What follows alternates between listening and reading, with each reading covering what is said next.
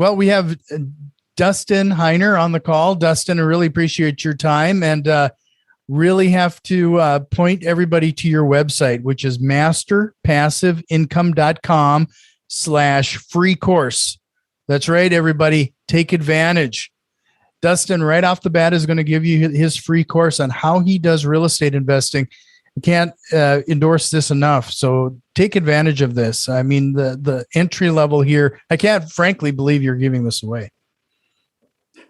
Thanks, JD. I appreciate it. Yeah, and thank you so much for having me on the show. I just love being able to share with people that it's absolutely possible to invest in real estate, even if you're starting from scratch. I mean, so I love it. And so I'm really excited to be here with you.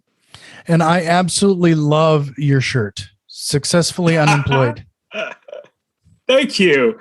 Yeah, that's something that as I was growing up, I was always entrepreneurial, but I was always taught, we all go to school. We're taught to work hard in school, get good grades, and get a job. And so I learned that. And so I just did that. And then eventually figured out, oh my goodness, I could actually make money and not work for somebody else. And I call it a J.O.B, a just over broke job. And so I became successfully unemployed when I was 37 years old by investing in real estate. It's just, it's fantastic. But I appreciate you saying so. It's interesting you say just over broke, because it's exactly it. We've been trained to just live paycheck to paycheck, haven't we? We sure have. And I mean, literally, we're taught that going to school. Ever since elementary school, kindergarten, elementary school, you take a test and then you get your grade. And that's basically almost like a paycheck that you get. And so we're just told, do this, then you get this, do this, and you get that. And it's like trading one for one. I personally hate making money for my time, like trading an hour and getting some money for it. I'd much rather make passive income. That's why I started Master Passive Income, because I invest in rental properties. I literally I don't work 30 minutes a day or even a week. I work 30 minutes a month at most by looking at the property management statements, because I have rental properties, making sure everything's okay, then I put it aside. So yeah, I love making passive income, working one time and getting paid over and over again. Well, I warned you that we were going to start here. Let's go back as far as how you became successfully unemployed. How did you get started in this real estate investing business? When I was younger, I was always entrepreneurial, like I said earlier, that I always wanted to start a business. My dad, and he was definitely entrepreneurial. So he had his business. My mom and he split, and my mom remarried. My stepdad was also entrepreneurial. And so with them, just having as example of being an entrepreneur was really like kind of sparked something in me. But I kept creating small jobs. I had a graphic and website design company, skateboard manufacturing business, a convenience store, a pizzeria. Like I just started a whole bunch of businesses. And then I bought real estate. I bought one rental property. I realized, oh my goodness, I bought one rental property and it made me money in passive income every single month without even working. That was phenomenal. But I got to share with you a story that catapulted me into saying, now I'm actually going to do this for full time. So if you're watching this, I have my kids in the background. We have 4 kids. My wife and I have 4 kids. And when my fourth child was born, I went on paternity leave. I was working for the county government over in California, and I was working, it was 12, 15 years there, had plenty of seniority, everything was going really, really well, getting raises. My boss loved me, and I just, knew I was just going to keep working there. So I go on paternity leave. That's where the dad stays home for a week or so, hanging out with the mommy, making sure she's okay, taking care of her, bonding with the baby. And so I did that. And then I get back to work, and on a Friday, the week that I come back from work, on a Friday at 3:30 in the afternoon, I get a call from my boss's secretary, like the top dog of the entire department, says, "Dustin, would you please come to the boss's office?" And I said, "Sure." And I hung up the phone, but then I paused. And I thought, what in the world could they be calling me for? This is not normal. And I haven't done anything good or bad to, warrant a call. I've only been back a week. Like, wonder what happened. And so I sat there for a second, and I remembered about a month or two before I went on paternity leave, there was some rumors or some rumbling that the department was running out of money, or the county was running out of money, but our department specifically might have layoffs. And I immediately shook that off. I was like, no way. I have so much seniority here. I do such a great job. I'm totally fine. So I get up and I start walking down the hall towards my boss's office. Now, this hall wasn't very long, but every single step that I took felt like the hall got longer and longer. And it felt like my feet became lead bricks, like concrete bricks that I just could barely move, because it started really to dawn on me that I might actually lose my job, even though I just had my fourth kid, because if there is some sort of rumor that is coming true, this would literally be it. It's 3:30 on a Friday. So I start walking down the hall. I get eventually to the corner, and I turn the corner to where my boss's office is. His door is closed, and the lady, the secretary, looks at me. She's nice, super nice lady. She said, "Dustin, would you please have a seat?" And sheepishly, she's looking at me, grinning, because she knows exactly what is going on. I have no clue what's going on. And so I sit there while she's consoling me with her eyes, because she doesn't want to say, or she can't say anything.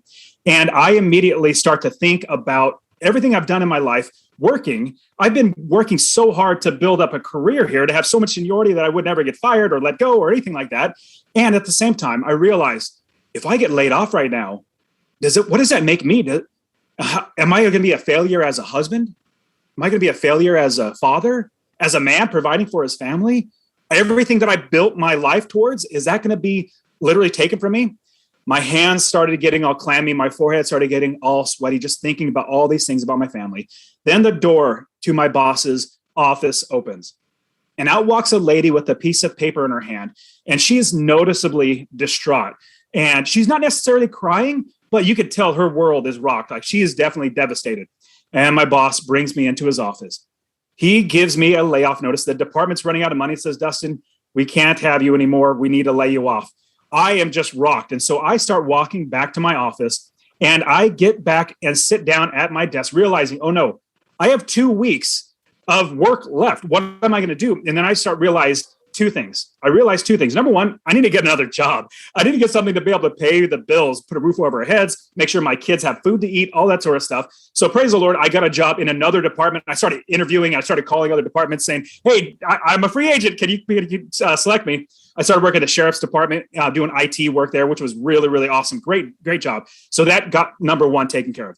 The second thing that I realized when I was sitting in my office just after getting laid off was that I can never let this happened to me again. I need to do everything I can to make sure that all of my finances, all of my family is independent on me, instead of being dependent on somebody else that could literally take that from me. From that point forward, I made the conscious decision to tell myself, whenever anybody would ask me, "Hey, Dustin, what do you do for a living?" Or like, "What do you do?" Everybody gets that question. I would normally ask or answer, "I work for the county. I do IT work." They're basically asking you what the value is that you put on yourself. Well, my value is not my job. My value comes from my God, from my family, from myself. And so from that point forward, I literally started telling every single person that I am an investor. I'm a real estate investor. I had one property at the time, one or so properties at the time. And I realized this is the way that I'm going to be able to make sure this never happens again. So I'll quickly fast forward to me. I'll let you jump in, but I'll quickly fast forward to the end, to where I started investing. People started wanting to lend me money to invest with them. I started buying property after property. Pretty soon I had 30 plus properties. And I was 37 years old. I was like, man, I can go ahead and quit. I'll round it out by saying this. I went to my new boss there. I started working at the county sheriff's office for a few number of years. And then when I was time to quit, I went to my boss's office, said, "Boss, I'm done." He said, "How are you quitting?" "Well, I have enough real estate. I don't need to work." And so as I walked to my car from the last day of work that I'll never work for anybody else again. But if you remember that walk that I took to my boss's office when I got laid off, it was a short hallway, but it felt really long.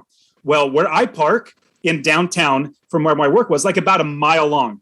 But that walk was the best walk I have ever taken. I felt like I was floating on clouds, because I realized I would never, ever need to work for somebody again. And at the same time, I would be able to provide for my family. And so for everybody listening to this, you need to realize that your boss is only paying you enough to keep you working without quitting, but not so much as taking money out of their pocket. So your value is so much more than anybody could ever pay you. As soon as you realize that, your income's going to go through the roof, because you are going to get paid for the value that you bring, as opposed to the hour that you work. And so from that point forward, I became an investor, and my life literally changed from then.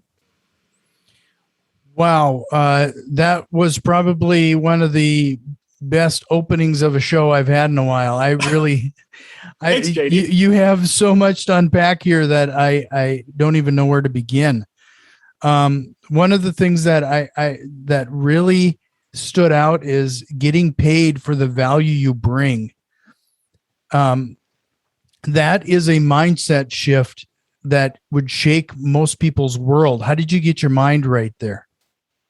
That was really interesting because I realized, because I already had, I think, one property at the time. And I was heading other businesses. I was mood lighting, basically I had another business and working my job and having real estate and then I realized all these other businesses I were creating were a lot of work, and I'd have to work more and more and more to provide for my customers. If I bought one rental property, I did it one time. That value, I put a lot of effort. It takes a lot of work. Not everybody does it. Like if you make the decision to do it yourself, you're all of a sudden realize, man, I can do this. But most people don't because they think it's hard. It's actually simple. It's not easy. It's just simple. So I bought that first property. I realized this could happen. And so if you remember, I'll quickly say that whenever anybody would, from that point forward, after getting laid off, making a decision that I'm now an investor, anybody would ask me, so what do you do? I say, I'm an investor. It may so happen to be that 100% of my money comes from my part-time job, but it's my part-time job. I'm a full-time investor. And making that mindset shift to say, this actually works is number one, I did it. Number two, I've seen so many other people do it before me. I mean, literally, it's lots of people have done it. Like everybody knows, lots of people have done it. And so I knew that there was a system that I could potentially either create or just, walk way through. And so once I made that conscious choice, because it really was that catalyst of losing my job, like having that rug pulled out from under me, or literally like the house taken from me and food taken from my family. Not saying that it was malicious or anything. It just happened that I wouldn't be able to work. That was the catalyst that said, I can actually do this where I can make money without relying on somebody else. And so that was, and remember, I work for the government. Nobody gets laid off or fired from the government. I was one of them. So if it happened to me, it can happen to you. Making especially that mindset in California, shift is the biggest thing. You're 100%.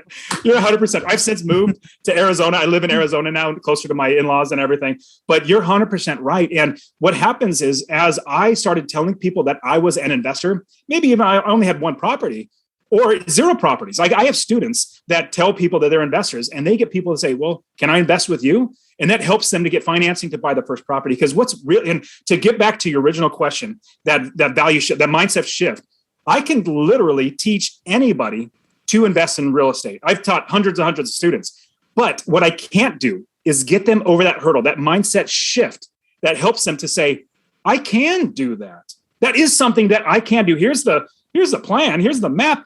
All I gotta do is follow the steps. And the ones that have made that conscious choice, that have done that, they've become super, super successful investing in real estate.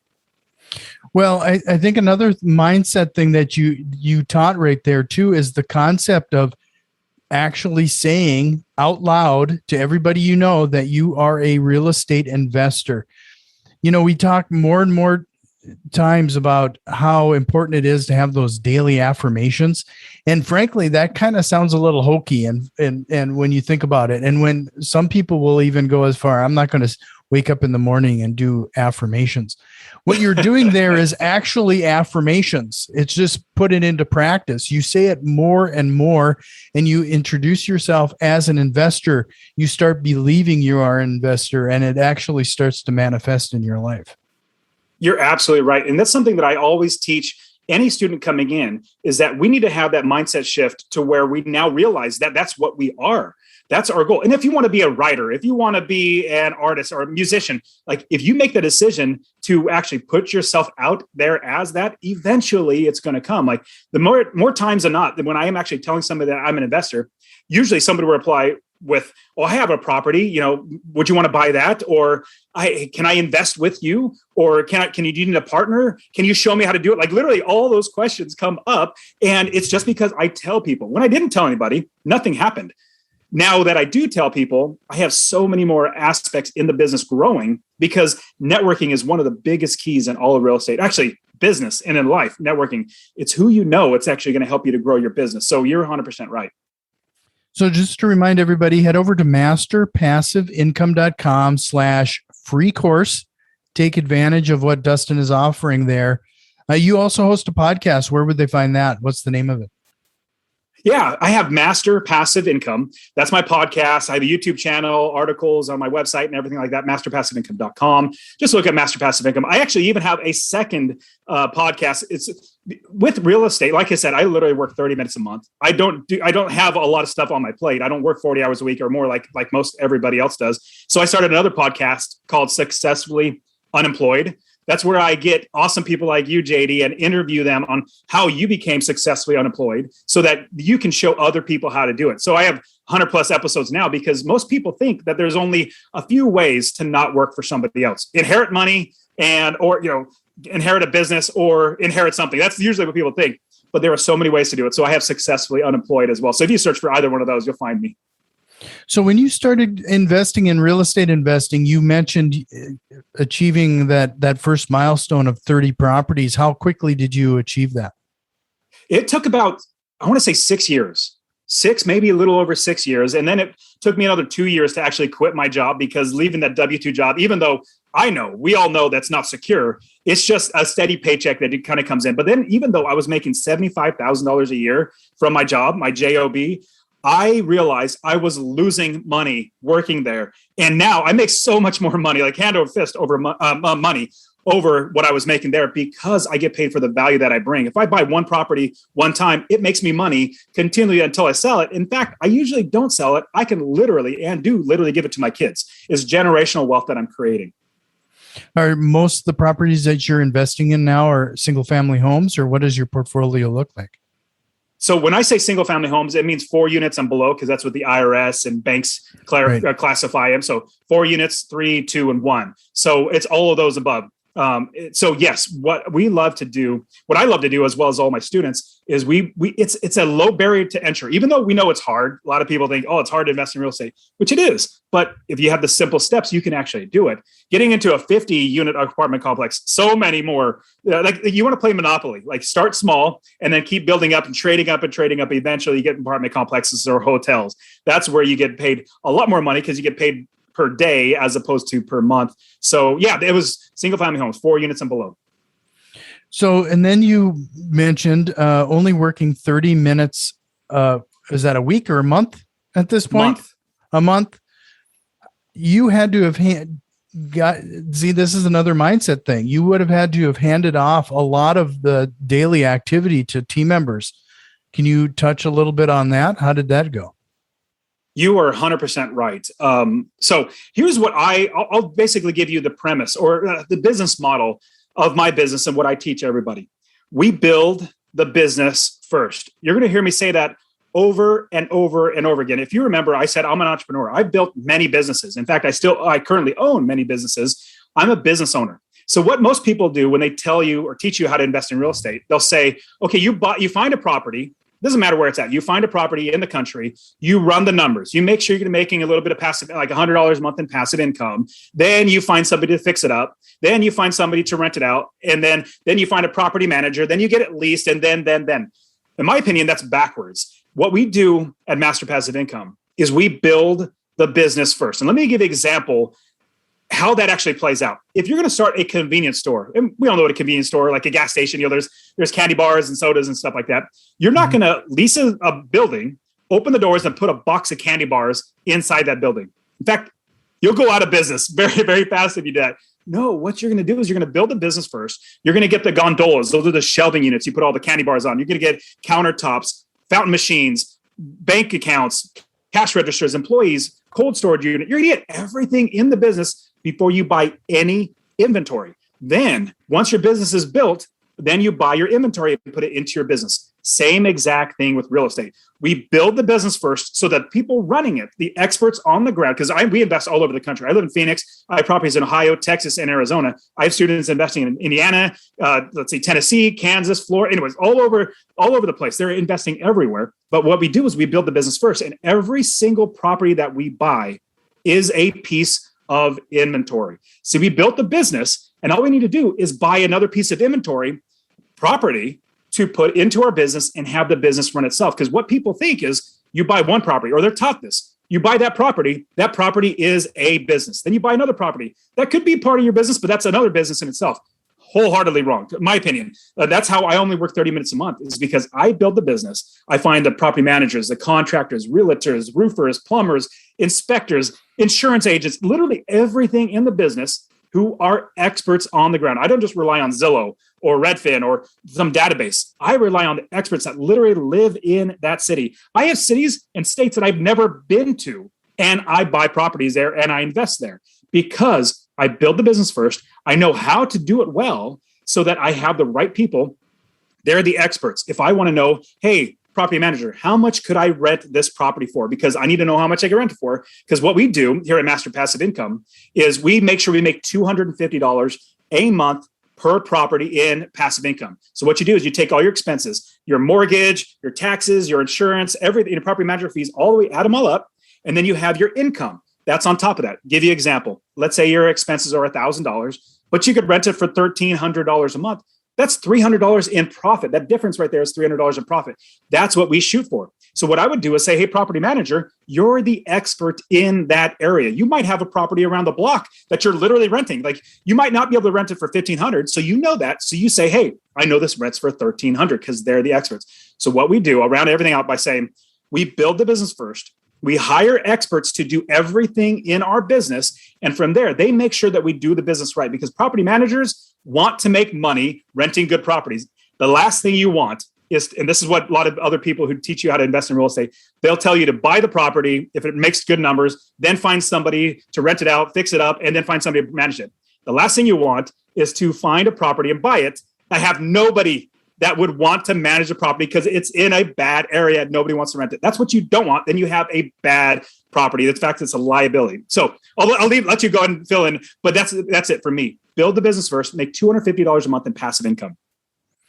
Yeah, no, that's great advice. I actually, I've been pushing this concept quite a while here now, is that we have to stop treating real estate investing as a hobby. We got to treat it as a business and treat it as such. Absolutely. It's my business. This is how I provide for my family. I literally quit my job because I have enough passive income. Remember, it's $250 a month from each and every single property. That's the minimum. I have properties that are making $600, $700, $800 a month in passive income. And I have over 30 properties, and all of them are just making money so we can live our life. And what I do, I'll give you another little tip, is you want to run the business as a business. I'll give you an example. If you own a house and you're living in it and you don't pay your mortgage, is the business, the bank, going to say, oh, you had a rough time, we'll let you not pay the mortgage this month, we'll be nice to you this time? No, they won't. They're going to start the foreclosure process right away. Like, they're going to do everything because it's a business. What we do as investors is we run it like a business. We have the rents due on the 1st. It's late after the 3rd. They get a late fee once that's done. Then we put a 3-day notice on the door. And as soon as that 3-day notice is up, we start the eviction process. We treat everybody the exact same. We don't give any favoritism. We don't do anything. We treat everybody the exact same. And so in doing that, we're running a business instead of having a hobby. When I first started, JD, I was literally doing it. It was as if it was a hobby because I didn't know what I was doing. I didn't run it as a business. Eventually, after like a couple of years of people taking advantage of me, I realized, oh my goodness, like no matter what I do, unless I run it like a business, I'm going to lose money because I'm just letting people take advantage of me. So run your business like a business. And I will say, round it up by saying, if you're making $250 a month from one property, if you had 10 properties, that's $2,500 a month. That's $30,000 a year without working. If you have 20 properties and it's making you $250 a month, that is $5,000 a month in passive income and $60,000 a year. Most likely every single person listening to this can actually have their life dramatically changed if they bought one property, then another, got to 20, 30, 40, 50 properties. Yeah, no, this is exceptional. I've heard a lot of other people who do some of this type of training talk about generating your freedom number. Some of the exercises I used to do was I made a list of all my bills, and every time I got another rental property, I would check off one of those bills because I knew that was going to be covered that month. That makes a lot of sense. So what my wife did, my wife's the budgeter. She's definitely the numbers person. I'm not. Like, everybody listening to this is your show right here and watching this is most likely smarter than me. I'm not that smart. Numbers literally go in my brain and they kind of flutter away. It's sad. Like, they disappear.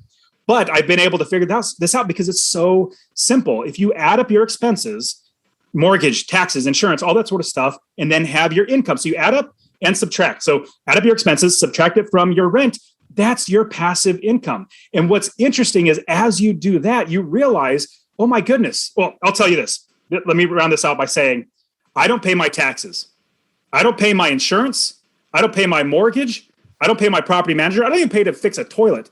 My tenants pay for every bit of that. And they pay to run the business because I account for those expenses before I buy the property. And if anybody's ever heard of the book called Profit First, I did this Profit First back in 2006 when I first started investing. I make sure that I have my profit first before I buy the property. I don't buy it unless I get that profit. If I get that profit, then it goes towards my bottom line of being able to provide for my family. And now the properties I bought in 2006, I made money if it was an up, down, or sideways market. It doesn't matter if the value went up, value went down. It was passive income. Now my properties are renting for double what I bought in 2006, and my income just skyrocketing because of that. So as you realize that you can actually continually, like, you think about that freedom number. My wife is the budget person. So she said, we need $4,200, whatever it was, $4,200 a month just to take care of our expenses. I like your idea of like checking off this bill. That's a great idea. But she's, because she knows I'm not a numbers person. I said, babe, just give me the number that I need to get to. Like, give me a goal, give me a target. $4,200. I worked my tail off. I saved every single penny. We didn't go on vacation. Maybe once a year, we maybe went to camping for a mountains, but that didn't cost money. We didn't go to dinner. I saved every single penny to buy the next property because I realized every penny that did not go to a rental property was that much longer before I could actually quit. And praise the Lord, after about 6 years, I had enough money to literally quit my job. I actually had way more than that. I thought I had like $9,500 a month in passive income from my properties. And I still worked a couple more years, built more business, or bought more properties, kept doing it. But that's how we did it. We had that big number, the budget number, got to it, and then exceeded it. And then I quit my job. So, well, there's a lot that we could still cover here. In fact, I hope that you'll consider coming back for round 2, because I think, and I already have a show idea for that, where we could spend a half an hour just getting people unstuck from that analysis paralysis. Lay out a few steps on, okay, you've learned everything you need.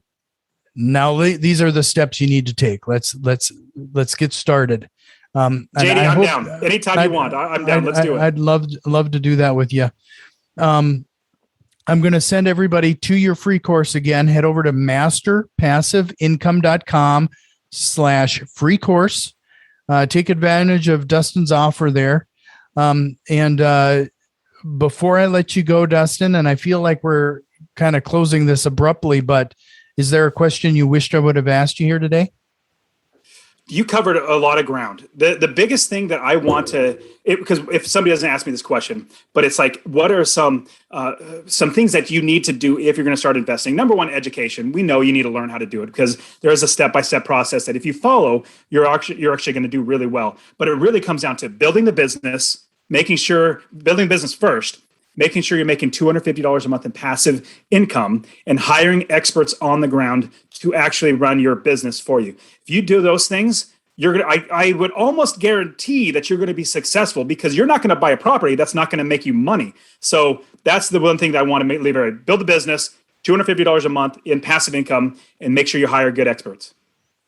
Well, this was great. There was a lot of content, and you managed to pack a lot in 30 minutes. I really appreciate it. There's got to be a lot of value there. And again, head over to the masterpassiveincome.com/free course and learn a little bit more about what Dustin's talking about. Start your business.